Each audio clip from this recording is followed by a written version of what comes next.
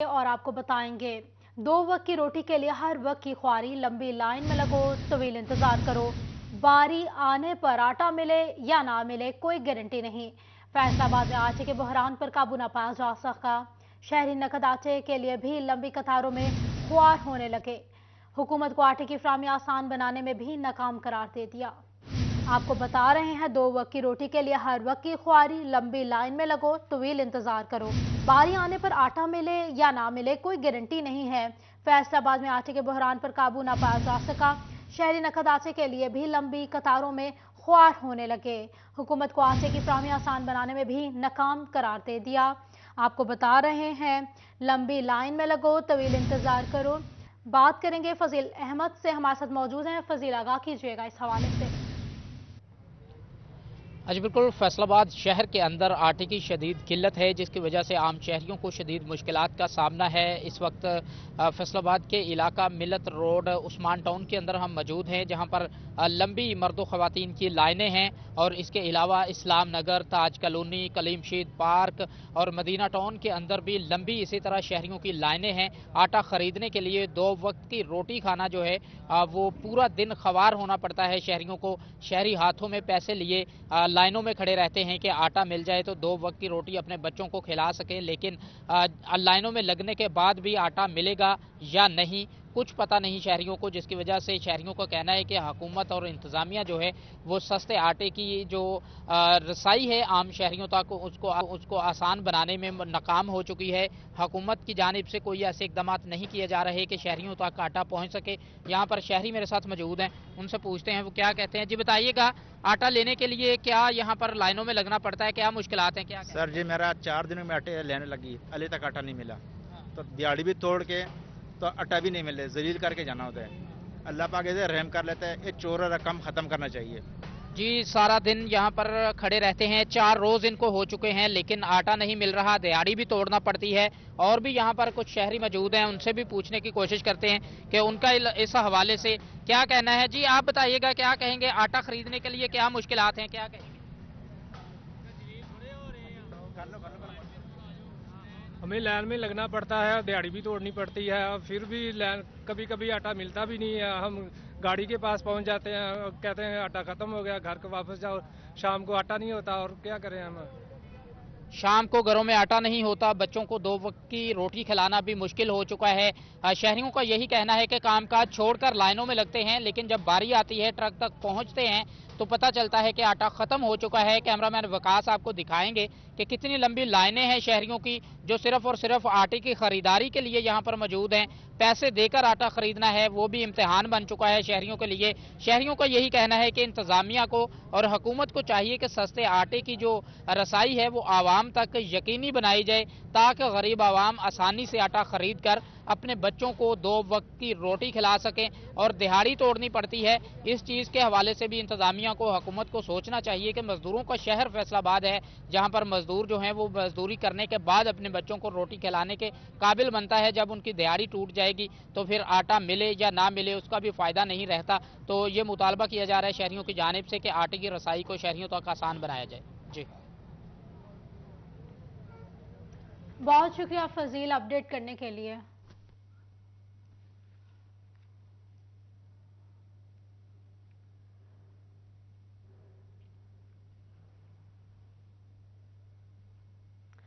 अब आपको बताएं, भवाना में यूरिया खाद के बहरान पर काबू न पाया जा सका। ओपन मार्केट में खाद माफिया ने आस्तीनें चढ़ा ली। जामिया आबाद अमीनपुर में यूरिया खाद की ब्लैक में फरोख्त ने किसानों की मुश्किल बढ़ा दी है। आपको बता रहे हैं, भवाना में यूरिया खाद के बहरान पर काबू ना पाया जा सका। ओपन मार्केट में खाद माफिया ने आस्तीनें चढ़ा ली। जामिया आबाद अमीनपुर में यूरिया खाद की ब्लैक में फरोख्त ने किसानों की मुश्किलात बढ़ा दी हैं। फखर दीवान भुट्टा से मजीद बात करेंगे, बताइएगा फखर इस हवाले से। जी बिल्कुल, यूरिया खाद का बुरान बदस्तूर बरकरार है। ओपन मार्केट में खाद माफिया ने आस्तीनें चढ़ा ली हैं। भवाना, जामियाबाद, अमीनपुर, बंगला और गिरदनवा में यूरिया खाद की ब्लैक में फरोख्त धड़ल्ले के साथ जारी है, जबकि काश्तकार जो है वो खाद कंट्रोल रेट पर हासिल करने के लिए मारा मारा फिरने लगा। मेरे साथ काश्तकार मौजूद है, बताइएगा यूरिया खाद के हवाले से आप क्या कहना चाहेंगे, हुकूमत से क्या मुतालबा करें। जी बिल्कुल इस तरह ही है कि पिछले साल ही जलालत कट्टी आई, पिछले साल ही खाद लब्बी ब्लैक लबदी रही है, कणक तबाह हो गई, किसे दी किसे कोई ना दी। इस साल ही 2250 हुकूमत का रेट है, 2800 3000 बेच रहे हैं। लोकल डीलर ਜਿਹੜੇ ਇੱਥੇ ਸਾਡੇ ਇਲਾਕੇ ਦੇ ਨੇ ਤੇ ਹਕੂਮਤ ਨੂੰ ਅਪੀਲ ਹੈ ਕਿ ਮਿਹਰਬਾਨੀ ਕਰਨ ਸਾਨੂੰ ਇਤਨਾ ਜ਼ਲੀਲ ਨਾ ਕਰਨ ਤੇ ਬੰਦੇ ਵੀ ਸਾਨੂੰ ਨਾ ਜ਼ਲੀਲ ਕਰਨ ਤੇ ਸਾਡੀ ਦਰਖਾਸਤ ਤੇ ਅਮਲ ਕਰਨ ਪਿਛਲੇ ਸਾਲ ਗੰਦਮ ਬਿਲਕੁਲ घट हुई है इस दफा लभदी नहीं पई लोग आटे के पीछे मर रहे हैं अवाम इतनी जलील हो रही है अस्तगफार तौबा ते साडे हाथ जोड़ के मिन्नत है मेहरबानी करें सन खाद मिले साडी गंदम थोड़ी जी वध सी खाद नाल ही गंदम तेजी कर दी है ते मेहरबानी साडी अपील है हुकूमत अगे कि असैंबलियां छोड़न बाकी जेहड़ियां अपनी सीटां दे पीछे पैन सन ना जलील करें अपना जो करना ने करते रहें जी बिल्कुल काश्तकार की आपने बात सुनी का ये कहना है कि इस वक्त गंदम की फसल को है जो वो खाद की अशद जरूरत है लिहाजा वो हुकूमत से फखर मुतालबा करते बहुत हैं। शुक्रिया आपका अपडेट करने के लिए। टोबा टैक्सिंग में बेनजीर इनकम स्प्रेड प्रोग्राम से इमदादी रकून का हसूल मुश्किल होने लगा। सख्त सर्दी में जमीन पर बिठा दिया, बेयारो मददगार छोड़ दिया गया है, खवातीन के शिकवे बढ़ने लगे। टोबा टैक्सिंग में बेनजीर इनकम स्प्रेड प्रोग्राम से इमदादी रकून का हसूल मुश्किल हो गया। बात करेंगे मुबशर हसन नकवी से। मुबशर बताएगा क्या खवातीन को क्या मुश्किलात दरपेश हैं, आगाह कीजिएगा। जी बिल्कुल, बेनज़ीर इनकम सपोर्ट प्रोग्राम के तहत इमदादी रकूम हासिल करने वाली खवातीन की मुश्किलात कम नहीं हो सकी हैं। टोबा टैक्सिंग में रजिस्टर्ड खवातीन की तादाद 60,000 के करीब है, जिनके लिए सिर्फ 52 दुकानें मौजूद हैं जहां पर ये खवातीन रकूम हासिल कर सकती हैं। टोबा टैक्सिंग शहर की बात की जाए तो 20,000 खवातीन के लिए सिर्फ 14 दुकानें मौजूद हैं जहां पर इन खवातीन को रकूम मिलती हैं। सख्त सर्दी में इन तमाम तो खवातीन को जो है वो इमदादी रकूम का इंतज़ार करना पड़ता है और उनके लिए जो इंतजामात किए गए हैं वो खास से ही गैर तसल्ली बख्श है। किसी भी दुकान के बाहर जो है वो उनके बैठने का इंतज़ाम मौजूद नहीं है। मैं से मौजूद हूँ झंग रोड पर, जहाँ पर इस वक्त बड़ी तादाद में खवातीन मौजूद हैं और उनको ज़मीन पर ही बिठा दिया गया। इनकी बारी कब आएगी किसी को कुछ नहीं पता। सख्त सर्दी में ये बुजुर्ग खवातीन हैं, दीगर खवातीन हैं, अपने बच्चों के साथ यहाँ पर मौजूद हैं और उन्हें खासी मुश्किलात का सामना भी करना पड़ रहा है। तवील कितारें यहाँ पर लगी हुई हैं। अब बेनज़ीर इनकम सपोर्ट इंतजामिया के मुताबिक तमाम तर दुकानदार इस बात के पाबंद हैं कि यहाँ पर आने वाली खवातीन को बैठने की जगह फराहम की जाए और उसके साथ साथ इनके लिए पीने का पानी हो, लेकिन यहाँ पर कोई भी इंतजामात मौजूद नहीं है। ये खवातीन इंतहाई मुश्किलात का शिकार हैं और उन्होंने 3041 के तवज्जुह से मुतालबा किया है कि इनको रकूम की जो तकसीम का सिलसिला है वो आसान बनाया जाए। वो कई रोज से दूर दराज से यहाँ पर आ रही हैं, लेकिन उनको रकूम के असूल के लिए खासी मुश्किलात अपडेट करने के लिए। महंगाई की सताए अवाम के लिए बुरी खबर, एलपीजी 40 रुपए महंगी हो गई, सिलेंडर भी मजीद महंगा हो गया। समुद्री और गिरदोनाव में सिलेंडर 2700 रुपए में फरोख्त होने लगा है। बात करेंगे वकास जमील से। वकास बताइएगा एलपीजी की कीमतों में इजाफा हुआ है।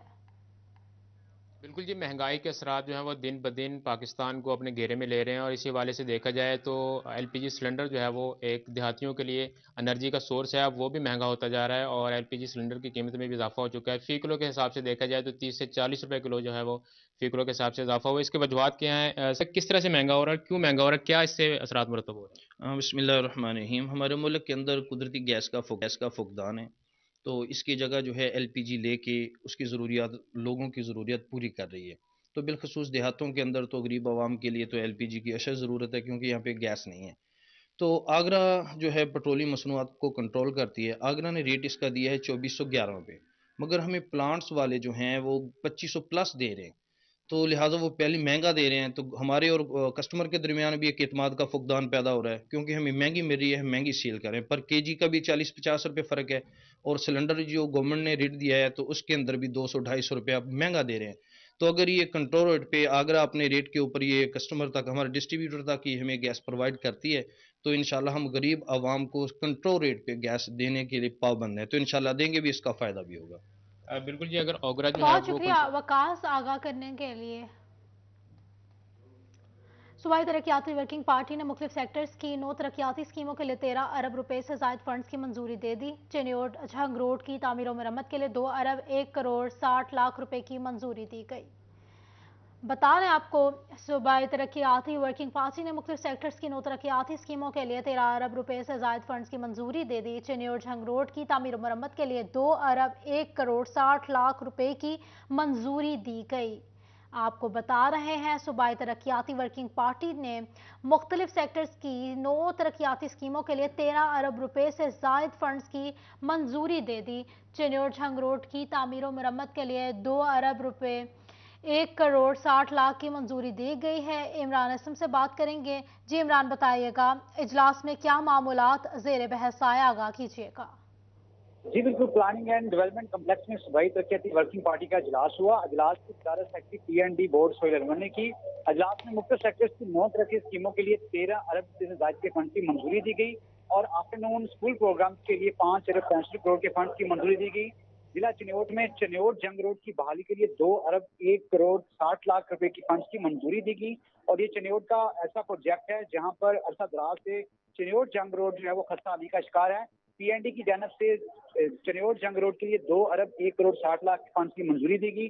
अजलास में मेंबरान PND बोर्ड, मुतल्लिका सेक्टर्स और हाईवे अफसरान शरीक थे और हाईवे हकाम की जानब से जो है वो जिला चिन्योट में चिन्योट जंग रोड की बहाली का जो जुम्मा है वो सौंप दिया गया है, जो 2 अरब 1,60,00,000 रुपए की इस मनसूबा पर लागत है। आफ्टरनून प्राइमरी स्कूलों की अपग्रेडेशन के लिए 5 अरब 65 करोड़ 77 लाख मंजूर हो गए। इमरान बता रहे थे, बहुत शुक्रिया आपका। बता रहे थे इमरान, फंड्स के हवाले से सूबाई तरक्याती वर्किंग पार्टी ने मुख्तलिफ सेक्टर्स की 9 तरक्याती स्कीमों के लिए 13 अरब रुपए से जायद फंड्स की मंजूरी दे दी। चिन्योट जंग रोड की तामीर और मरम्मत के लिए 2 अरब 1,60,00,000 रुपए की मंजूरी दी गई।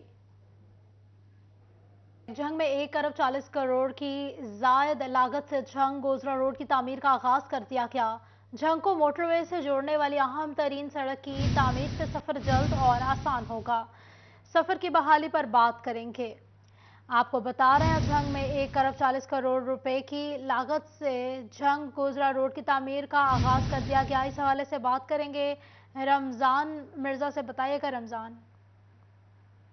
जंग गोजरा रोड को की तामीर का काम और इसकी बहाली का काम जो है वो शुरू हो चुका है।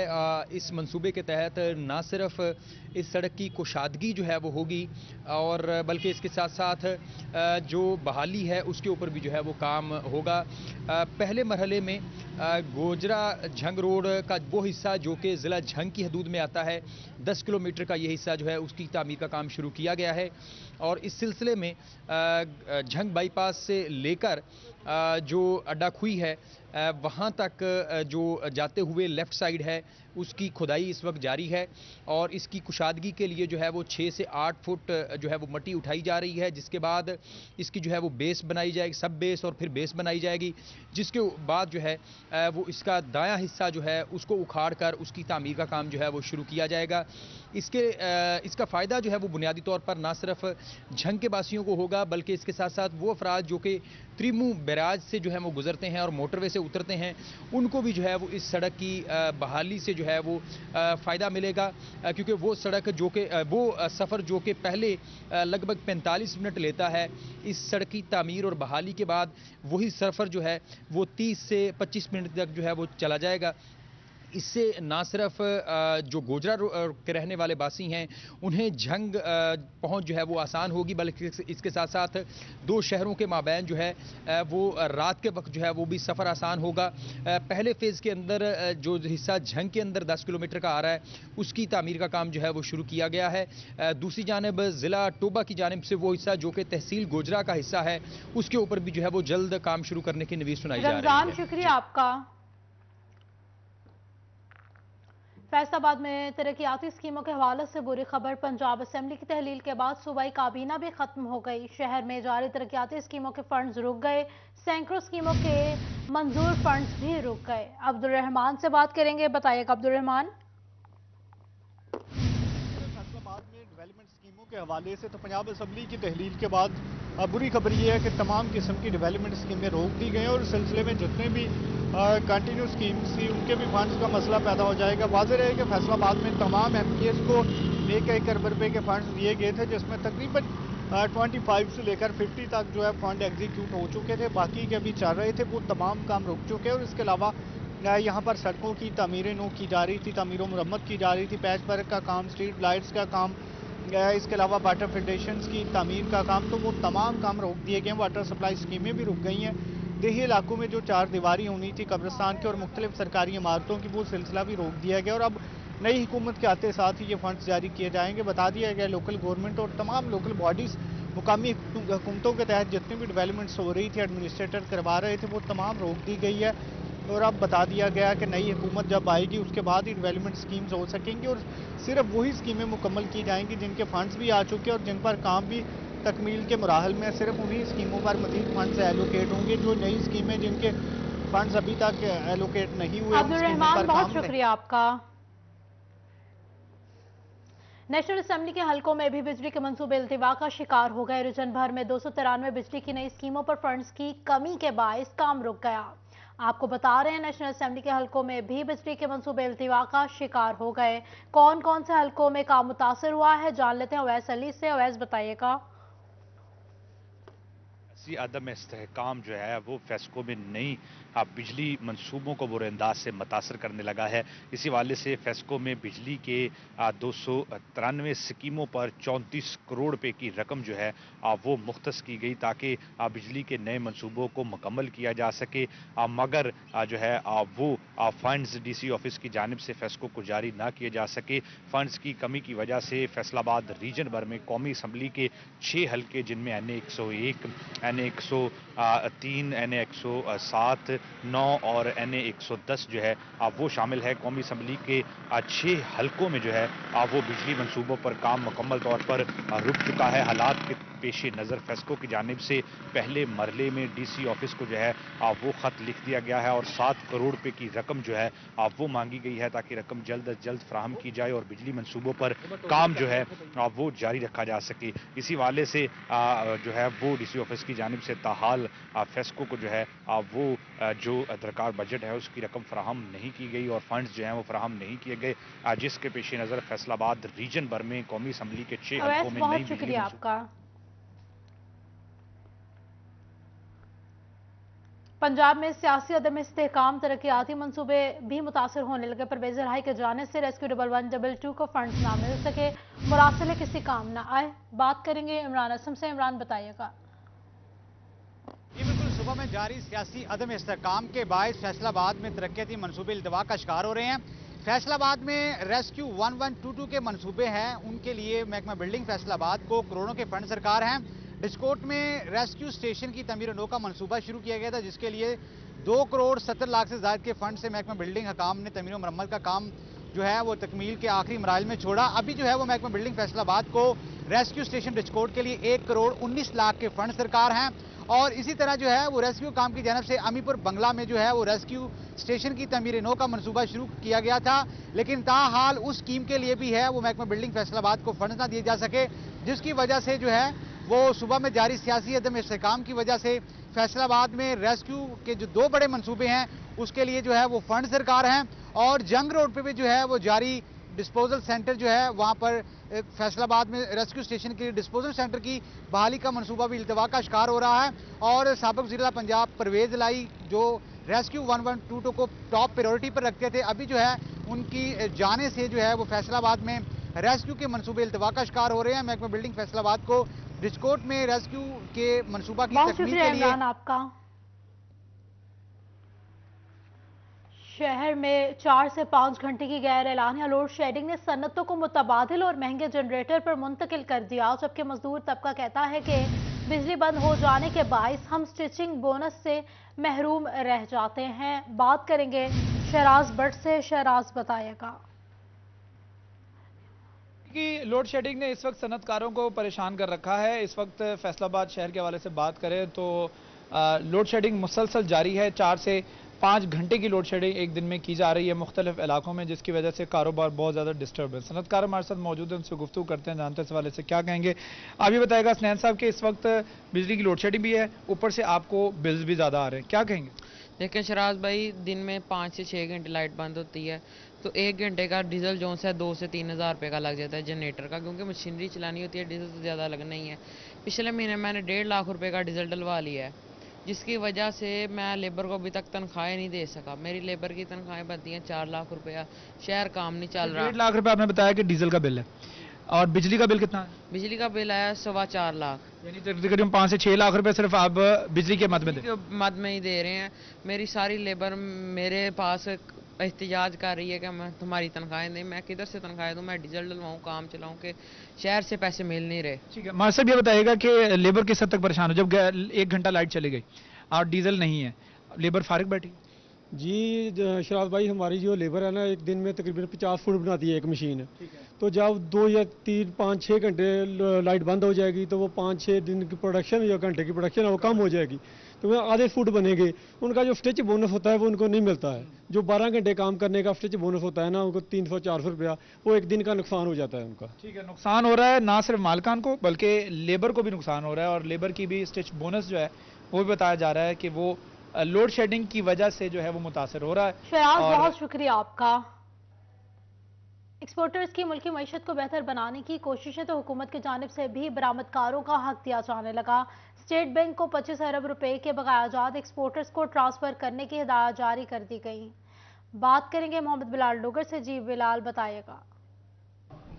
जी बिल्कुल, अगर बात करते हैं एक्सपोर्ट इंडस्ट्री की, तो बड़ी एक रुकावट सेल टैक्स रिफंड से, जो कि गुज़िश्ता 1.5 से 2 माह होने को थे, एक्सपोर्टर के रिलीज़ नहीं हो पा रहे थे। हुकूमत पाकिस्तान ने बिला आखिर एक्सपोर्टर्स को एक रिलीफ दिया है कि 25 अरब रुपए के उनका हक जो है उनको वापस देने का ऐलान किया है। स्टेट बैंक को ये हुक्मनामा जारी किया कि 25 अरब के जो रिफंड्स हैं वो एक्सपोर्टर्स को जारी किए जाएं, यानी कि एक RPO जिसे रिलीज पेमेंट ऑर्डर कहते हैं। एक्सपोर्ट होने के बाद जब डॉक्यूमेंट्स FBR को जमा करवाए जाते हैं तो एक RPO जारी होता है जिसे रिलीज पेमेंट ऑर्डर कहते हैं। तो उसके 72 घंटे के अंदर पेमेंट जो है वो एक्सपोर्टर के अकाउंट में जाना होती है। लेकिन 1.5 से 2 माह होने को थे कि एक्सपोर्टर्स के RPOs जारी हुए थे, लेकिन जनरेट होने के बावजूद जो फास्टर सिस्टम है वो काम नहीं कर रहा था और लोगों को जो मौशी बहरान सर उठा रहा था उनको उनके रिफंड्स नहीं मिल पा रहे, जिस बिना के ऊपर बहुत सारे कैश फ्लो के मसाइल जो हैं वो दरपेश थे।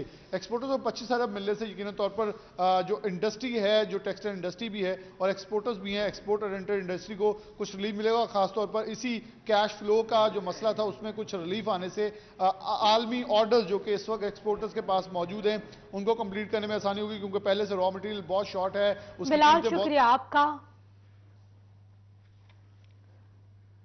आपको बताएं, पाकिस्तान तहरीक इंसाफ के रहनुमा और PP 110 से उम्मीदवार मोहम्मद असगर मिर्जा की जमान पाक लाहौर में चेयरमैन तहरीक इंसाफ इमरान खान से मुलाकात।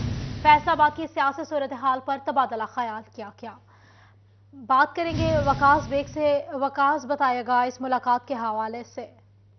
जी बिल्कुल, फैसलाबाद PP 110 से सूबाई असम्बली के उम्मीदवार मोहम्मद असगर मिर्जा ने लाहौर जमान पार्क में चेयरमैन PTI इमरान खान से मुलाकात की है। और इस मुलाकात के दौरान मोहम्मद असगर मिर्जा और इमरान खान ने फैसलाबाद की सियासी सूरत हाल पर तबादला ख्याल किया है। इस मौका पर मोहम्मद असगर मिर्जा के दोनों साहबजादे इब्राहिम मिर्जा और अहमद अली मिर्जा जो हैं ये भी उनके हमरा मौजूद थे, जब इमरान खान चेयरमैन तहरीक इंसाफ ने मिर्जा असगर के साहबजादे के लिबास पर जो है अपना ऑटोग्राफ भी दिया। इस हवाले से मिर्जा असगर का ये कहना था कि चेयरमैन तहरीक इंसाफ से पार्टी की सियासी पोजीशन और फैसलाबाद जिला में सियासी सूरत हाल पर जो है वो तफसीली तबादला ख्याल किया गया है, जिसमें इमरान खान की जानिब से मोहम्मद असगर मिर्जा को बतौर चेयरमैन ओवरसीज पाकिस्तानी कमीशन इनकी खिदमात को भी सराहा है। जी वकास बेग, बहुत शुक्रिया आपका। PTI की मरकजी क़यादत आज गोजरा पहुंचेगी। असद उमर, शाह महमूद कुरैशी, फवाद चौधरी, जुल्फी बुखारी, मियां असलम इकबाल और इफ्तिखार रसूल घूमन हमरा होंगे। हल्के में PTI उम्मीदवारों का ऐलान भी मुतवक्के है। बात करेंगे फरहान अली से। फरहान, बताइएगा। PTI की आज मरकजी क़यादत, जिसमें शाह महमूद कुरैशी, फवाद चौधरी, असद उमर समेत जो है वो रहनुमा जो मौजूद हैं शामिल हैं, वो आज गोजरा में पहुंच रहे हैं। वड़ाइच बरादरान से मरहूम अमजद अली वड़ाइच की वफात पर ताज़ियत भी करेंगे और उसके बाद म्यूनसिपल बाग में जलसे का भी अहतमाम किया गया है, जिससे वो खिताब भी करेंगे। इस वक्त जलसागाह में ही मौजूद हूँ। आप देख सकते हैं मेरे पीछे जो है वो कारकुन भी यहाँ पर अभी पहुंचे हैं। कुछ यहाँ पर बिलाल के वड़ाइच जो कि MP भी हैं और साबिक सूबाई वजीर भी हैं, वो भी यहाँ पर आए हैं और यहाँ पर इंतजामात का जायजा ले रहे हैं। यहाँ पर पंडाल में 3000 जो कुर्सियां हैं कारकुनों के लिए लगाई गई हैं। स्टेज जो है वो लगाया गया है बड़ा बेहतरीन बनाकर यहाँ पर। इसके साथ साथ सिक्योरिटी पर जो है वो 183 के करीब जो एहलकार हैं वो मौजूद हैं। 3 SHOs जो इंस्पेक्टर्स हैं वो यहाँ पर ड्यूटी से अंजाम देंगे। एक DSP साहब भी यहाँ पर मौजूद होंगे। SHO हाकिम अली जो सिटी थाने के SHO हैं वो भी इस वक्त यहाँ पर मौजूद हैं और इंतजामात का सिक्योरिटी के जायजा ले रहे हैं यहाँ पर। आज बड़े ऐलानात जो हैं गोजरा की सियासत के हवाले से मुतवक्के हैं। आज कभी इम्कान है कि PTI की क़यादत जो है मरकजी, वो आज गोजरा हल्के में PP 118, 119 और MNA के उम्मीदवार का ऐलान भी करेगी। आज पीटीआई की क़यादत से काफी बड़े फैसले भी मुतवक्के किए जा रहे हैं। इसके साथ साथ गोजिया की सियासत के हवाले से भी आज जो है वो बड़ी खबर आने की उम्मीद की जा रही है। जी बहुत शुक्रिया फरहान। फैसलाबाद में पाकिस्तान कैनल क्लब की जानिब से डॉग शो शुरा की बड़ी तादाद ने अपने पालतू कुत्तों के हमरा शिरकत की। मरियम रजा इस हवाले से मजीद बताइएगा। जी बिल्कुल, फैसलाबाद में पाकिस्तान कैनल क्लब की जानिब से जो है यहाँ पे डॉग शो किया गया, जिसके अंदर मुख्तलिफ ब्रीड्स ने जो है यहाँ पर हिस्सा लिया और यहाँ पर उनके मालिकान के साथ जो है खूबसूरत डॉग्स जो है यहाँ पे उन्होंने वॉक भी करके दिखाई, जिनके अंदर से कई डॉग्स थे जिन्होंने फर्स्ट पोजीशन तो कई ने जो है वो सेकंड पोजीशन ली। इस वक्त हमारे साथ वो मालिकान मौजूद हैं जिनके डॉग ने जो है हस्की जो उनकी ब्रीड है उन्होंने यहाँ पर जो है फर्स्ट पोजीशन लिया। उनसे बात करते हैं, पूछते हैं। इंतहाई खूबसूरत है, कैमरामैन रहमान आपको दिखा सकते हैं, बहुत ही खूबसूरत ब्रीड है और इनसे बात करते हैं। मुझे बताइएगा कि फर्स्ट पोजीशन ली है, इस तरह के मुकाबले जात जो हैं वो होने चाहिए, क्या कहेंगे इस बारे में? जी बिल्कुल, ऐसे के मुकाबले जात होने चाहिए ताकि लोगों में और शऊर पैदा हो, वो अपने अपने यानी घरों में रखें, अपने अपने यानी फेवरेट पेट्स रखें।